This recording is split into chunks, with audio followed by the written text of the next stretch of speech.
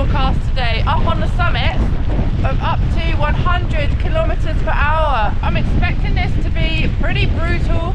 I'm going to be taking steps to protect my tent and stay safe. And even if my tent gets busted up, I will be fine. It'll be grim, but I'll be alright. We'll talk through that later. First, I've got to try and find somewhere to stick my tent. Okay, I'm going to stop down here. There's like a rocky rise behind me, and that's going to afford me a little bit of protection. The wind's coming from that direction, as you can see over there. It is wild, but it's not so bad here.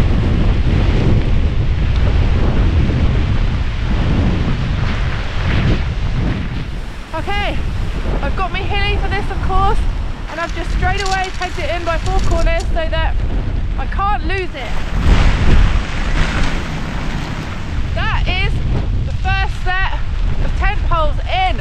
So this tent can actually take 2 sets of tent poles for extreme weather conditions. So I borrowed a set from lovely Ash of Ash Outdoors UK. Thank you, Ash. Hopefully this will work, otherwise I'll be replacing your tent poles and mine when I get home.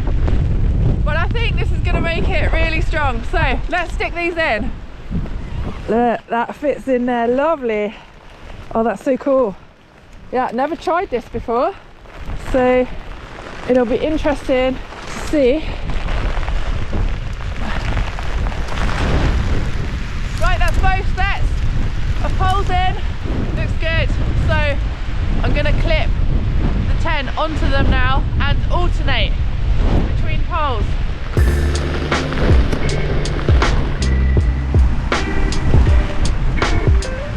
Right, that's the poles clipped in all the way around. Bloody hell. Yeah.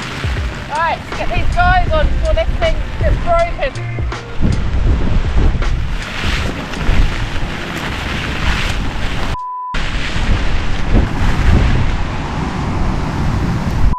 Need the guys on it!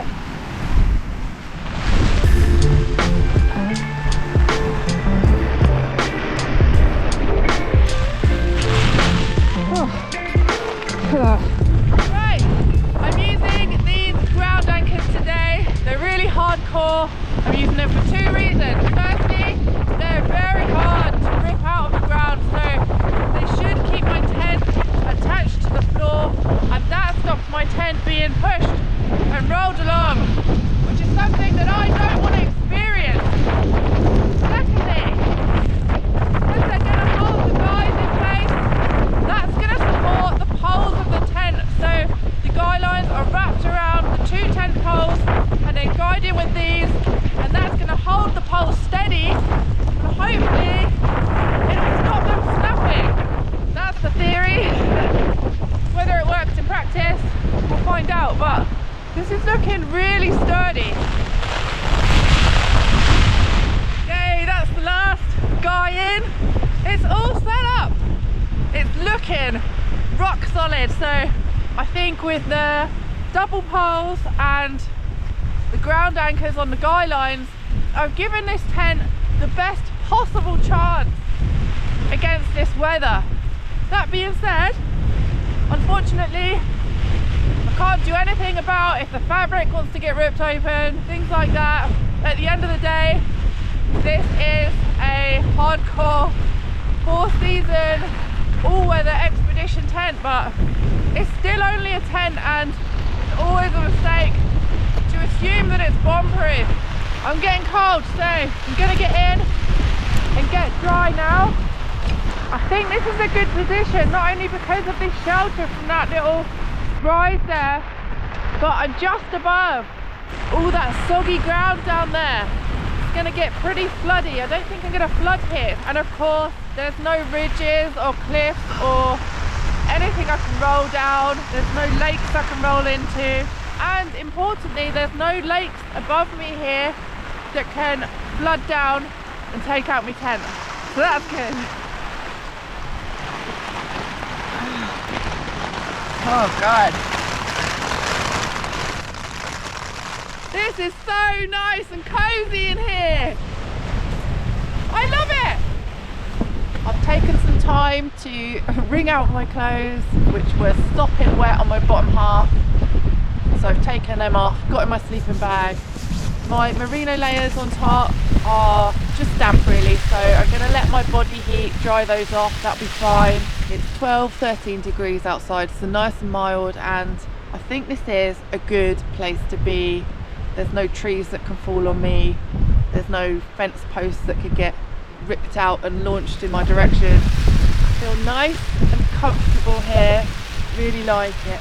I've got my hand warmers, love those hand warmers, and I've got lots of dry clothes, lots of food, and I'm in a sturdy bivvy bag today, just in case the tent does get ripped up. I mean, conditions aren't actually too bad at the moment, but you just never know how it's gonna go. So even if the tent fails, even if it gets ripped open, the bivvy bag will keep my sleeping bag dry, and that'll keep me warm, and I'll just be able to sort of hunker down and wait out the night, and that'll be okay.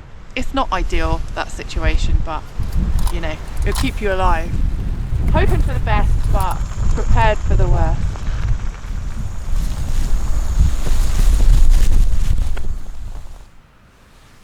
Can you hear that? That's the sound of wind hitting everywhere, except here.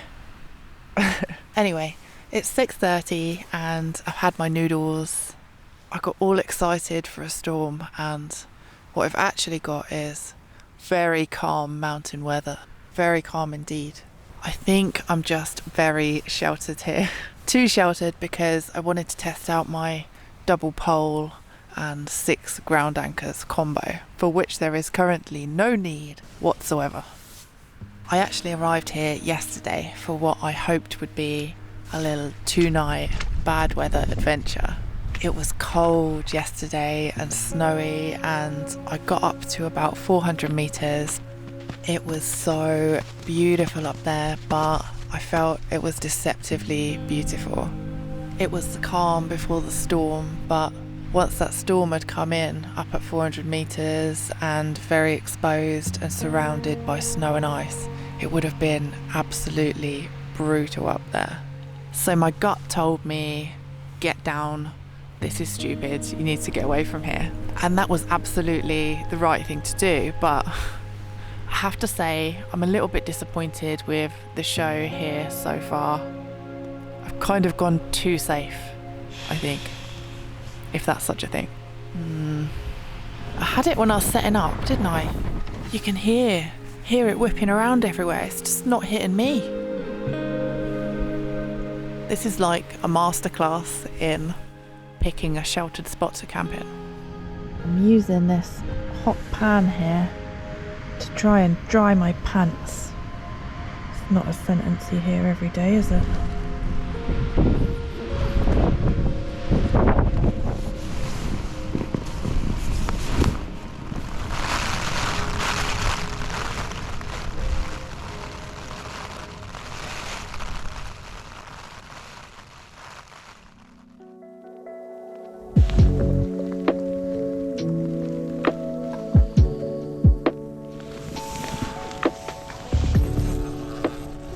Morning! Welcome to day 2 of Storm Bert.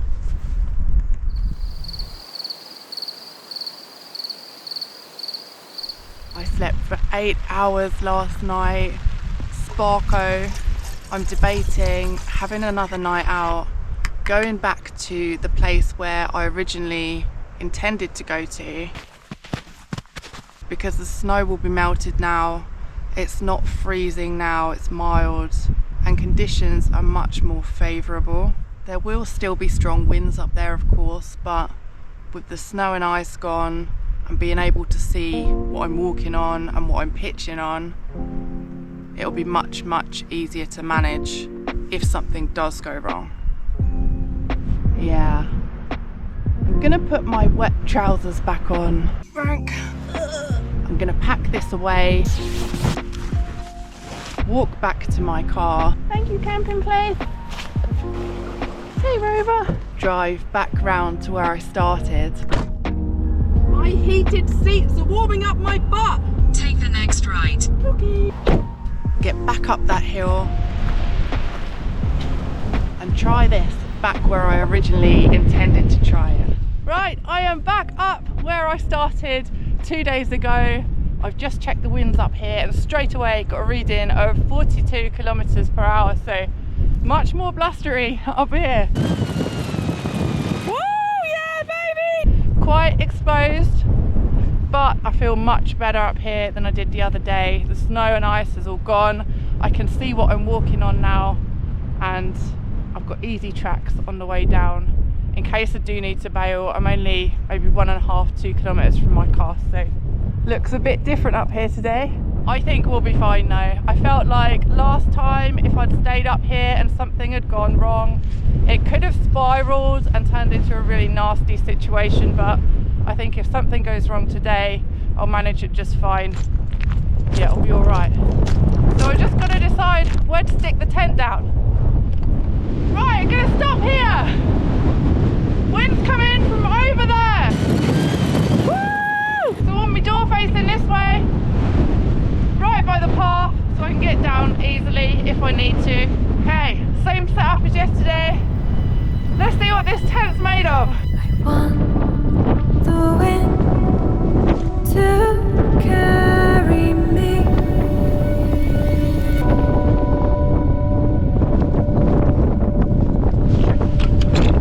Oh, I got a nice tangle going on. As I fly, I'll take with me Oh god. moments of Okay, it's up. I'm happy with that. I've tried to position it so that it's fairly streamlined against the oncoming winds. So hopefully that'll help.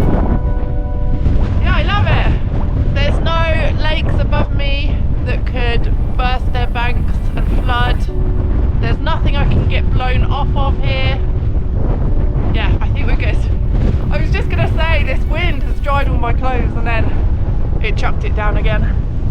Never mind, eh? This is a nice pitch, you know? Look at that. Like Mordor. We're in the 50s. Wow, that was over 50 kilometers per hour. And look at that turn. It is not budging. Okay, let's get back.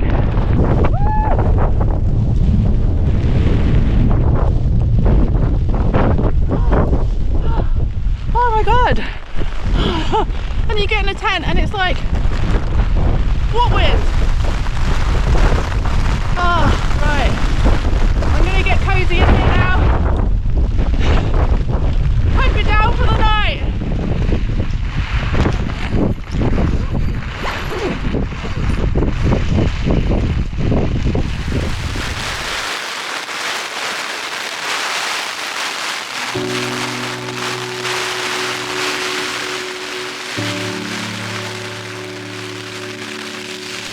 I am loving it up here. This is well fun. There is something really special about being out in these conditions and being so warm and cozy. Hoping that's gonna stay put up there. I can't use my tripod because it's too windy, so I'm attaching my gorilla pod to things. It is 7 degrees, it's 7 o'clock. We've been getting gale force gusts of 50 kilometers per hour, which is amazing. This is the kind of weather that I wanted to put this tent out in, the double poles and the ground anchors, and just really let it perform, and it's doing really, really well. I keep sending my camera out to have a look at the guy lines, and everything is completely solid. So I mean, me hilly feels safe and secure normally, but set up like this feels like a fortress.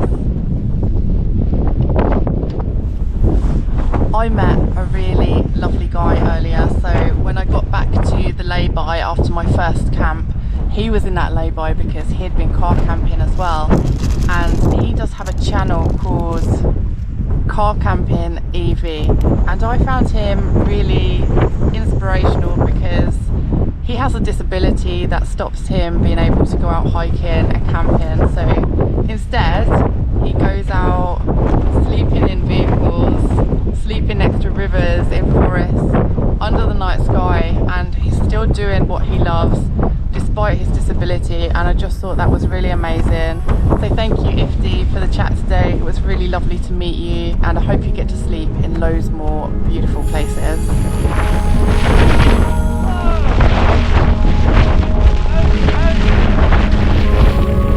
It is 11 o'clock. 10 is still holding strong.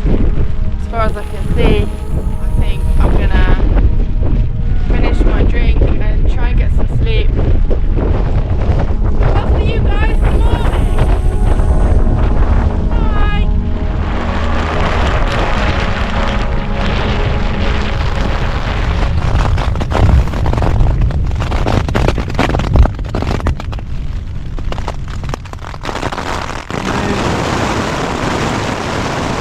I didn't get that on camera, but that was a lightning strike.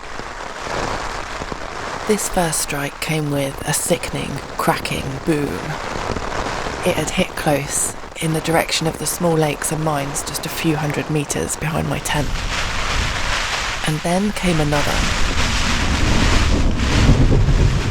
And I realised it's nearly always the thing that I'm not expecting that's going to make me question my life choices. Right, I thought maybe it's just an isolated strike, but that was another one, and I think I have to pack up and get down now, go back to my car. A feeling of dread came over me. Despite my preparation, I was no longer safe from this storm. There was nothing that could protect me from lightning up on this high, open shelf in the mountains, except luck. I think the worst has passed, but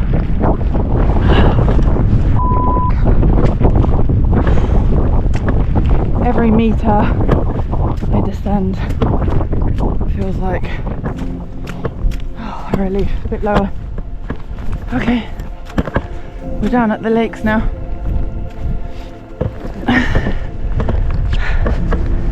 At 400 metres elevation. I don't like being up here on a big open flat bit because I'm the tallest thing. Let's get down. As I began descending, I was too scared to look around. Almost as if I might tempt the bolt to hit me. As if it were a monster just waiting for me to make eye contact. I kept my eyes down, not wanting to challenge my enemy. I am very fortunate that the weather has stopped. Easy track down now, all the way. Oh, a bit more sheltered here. I'm not the tallest thing anymore. That's amazing. Don't get me wrong, I freaking love thunderstorms. I just don't want to be directly under one on an exposed mountain platform when they happen. They're a force of nature that both fascinate and terrify me, and I suppose I always knew I'd get caught out in one at some point. It was only a matter of time. Hi, I'm back in town now. Just walk into my car. But that is why you don't f around with storms. Of all the things I prepared for, lightning did not even enter my tiny little brain. Didn't even consider it. Thunderstorms are one of those things, there's not really anything you can do apart from get the hell out of there. Lose elevation as fast as you can. Remember that all those little stone buildings up there from old mining stuff and caves, if you found a cave, none of that affords you any protection from lightning. So you've just got to not be there. Anyway, I haven't heard any more, so likelihood is I would have been alright, but I don't want to lay there all night with my heart racing, waiting to get hit by however many thousand volts of electricity. I parked up in a random lay-by in the dark, donned some dry clothes and snuggled down into my cosy car bed. I listened to the sound of the wind and saw that the stars were now twinkling above. The storm had indeed passed, but I barely slept, still feeling the effects of adrenaline and wondering how much of my life is actually down to chance. Anyway, that was Storm Bert. He reminded me of my human fragility and of my mortality. Where am I? To expect the unexpected. Or maybe he just heard me mocking him and wanted to make sure I was suitably humbled. Well played, Bertie.